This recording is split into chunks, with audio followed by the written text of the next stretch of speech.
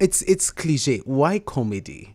Why? Life in itself is a joke, only. But anyway, I was one of those children who loved telling stories. Even in high school, Yes. I would look forward to opening day, so I could narrate my whole holiday to my friends. Right. So I didn't know I would do stand-up initially. I just knew I enjoyed telling people stories and they would laugh. But were you funny at that time? I was. I hope I was. But so you had so many friends. Oh, I did. Because they knew you would just crack them up. Oh, yes. Yes. Good thing I'm still friends with most of those people. And they've come to my shows. Oh, fantastic. Yeah. Yes. But around 2020 is when I started writing jokes on my phone. Okay. Things I thought funny at the time. In hindsight, not so funny. But at the time, I was like, this is really funny. Oh, Let my me God. write this down. This and Kevin Hart's jokes at par. What do you mean? Yes. Nakimbizana. And then I got a job. I was an intern somewhere for 2 months. I was really unhappy. Really unhappy. I was also not the best employee. Yeah. But I can't a whole fully blame them. Yes. Yes. But in that moment is when I was finding out that there's an English comedy scene in Nairobi. And I was like, okay, let me go watch 2 or 3, see how they do it. Because we were accustomed to the Swahili one. So I went and listened in and I'm like, I would love to try that. I would love to be on stage and make people laugh. Yes. But at this time, of course, you have had friends who have told you, Ciru, by the way, you're very funny. You're really funny. Yeah. But you cannot always trust your friends. Yes. Your because friends, they're being nice around you. Yes. So after I got fired. Yeah. As an intern? Yes. I was like the worst intern in this world has ever seen. Now I'm more interested to know about the intern story than your actual story of comedian. It's a really bad intern. Yes. But in hindsight, it's because I wasn't enjoying my job. I really wanted to now go on stage now that I had already seen what it's like. So I prepared a set and 1 week after I was fired, I was on stage. What? Yes. Such a go-getter. Oh, yes. Also, I did not have a reason not to, because I had been procrastinating it for so long. Yes. And then I was like, now I really have to do this. And I went on stage and 2 people laughed, which was enough reason for me to come back. Takes one person. It takes one person Just to motivate one. Ciru. Thank you. Is that one now enough? You had 2. That's 2. enough. Oh my God. Catch me here next time. Aye, let me tell you, catch me when you can. I'm already there. Oh, yes. I'm getting there. Yes. So this comedy for you was sort of like a plan B, right? Because when you're an intern, you're like, I'm unhappy. But you're like, even if this fails, when this fails, I could actually go try this as well. Was it sort of like a plan B? I feel like it was not even in the plan initially. I had even told myself, I'll go for 5 open mics. Okay. And then wrap this. And just see, one time in my life, I had gone for comedy. Yes. But then when I went again, the first time was in Westlands. The second time I went to 2 Grips in Kilimani. And then I met Punchline. And oh my God, the reception was so good. And then we start working on jokes a lot more. And you get engrossed in it. And you realize it's been 6 months. And you never got rid of it. Oh, wow. And you realize, I'm good at this. Let me stick with it. Because it's such a good community of comedians who want to help each other grow. Right. And that is when I realized this is where I want to be. I don't want to be stuck to my laptop. I respect those who can. Yes. Mimi, oh I my want God, to my be laptop is open, stage. guys. I feel attacked. Respect to you. Yes. But I realized this is the community I want. Yes. I want to sit down with my fellow comedians every week at a workshop and work on our jokes. And then on Wednesday and Thursdays, go and tell these jokes. And the reception is good. And you realize this is what I want to do. Okay. So the first time you did it, 2 people laughed. Do you count that as one of the worst experiences? Or did you feel like I'm so motivated to actually press forward? That was not a worst experience. Tell me about the worst experience. That is one of my favorite days. If not the very best. Yes, because I realized this is what I want to do. One of my worst is there's a night I got crickets.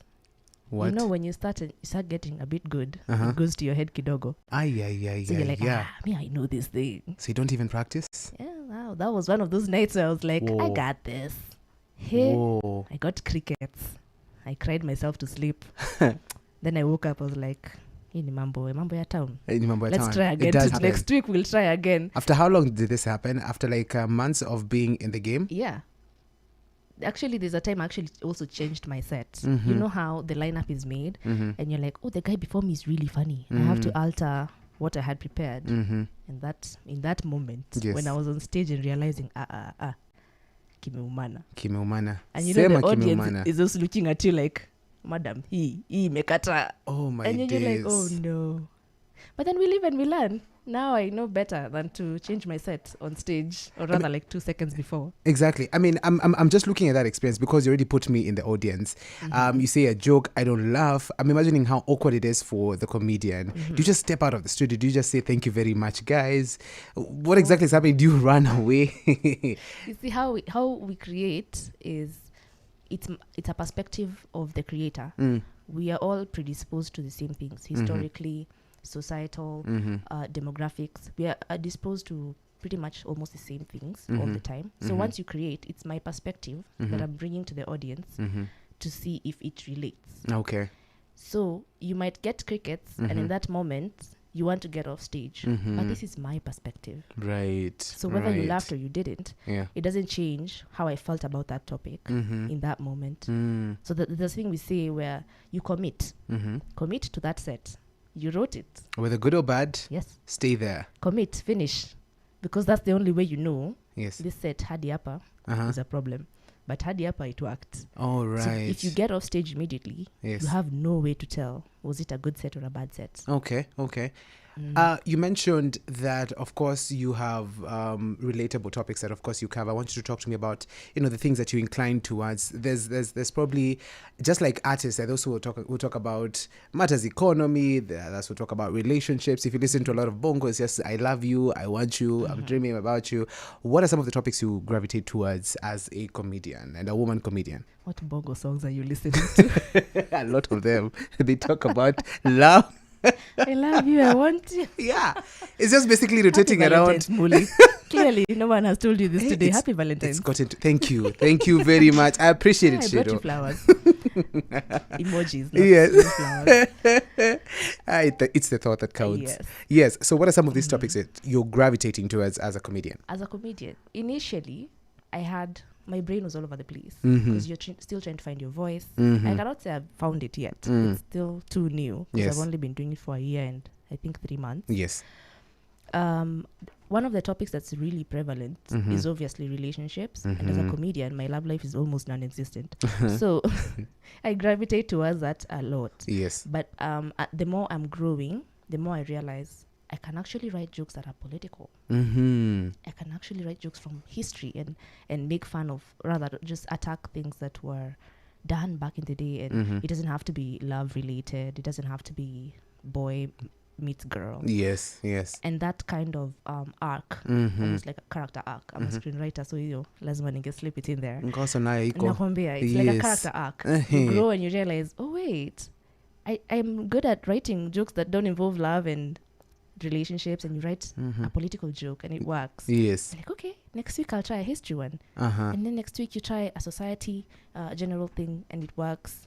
So it's almost like a journey that you're going on, and then you realize, I used to like this, but now I can write more about other aspects of society. Right. So basically, it's the experience and the exposure that continuously grows you as a comedian, and also the topics that you're able to cover. Yes. Because for instance, like you see, Punchline Nairobi has a pipeline with Punchline TZ. So I've performed in TZ twice. Thank you to that Punchline.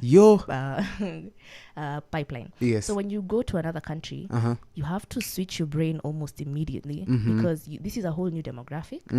Remember, in TZ they're very reserved. Right? Yes. So the things we say here in Nairobi, most of them don't fly. Right. When you're down there. Okay. Then they're very reserved. Yes. If you're going to do jokes that are very left, they're like, wait, come back. Yeah.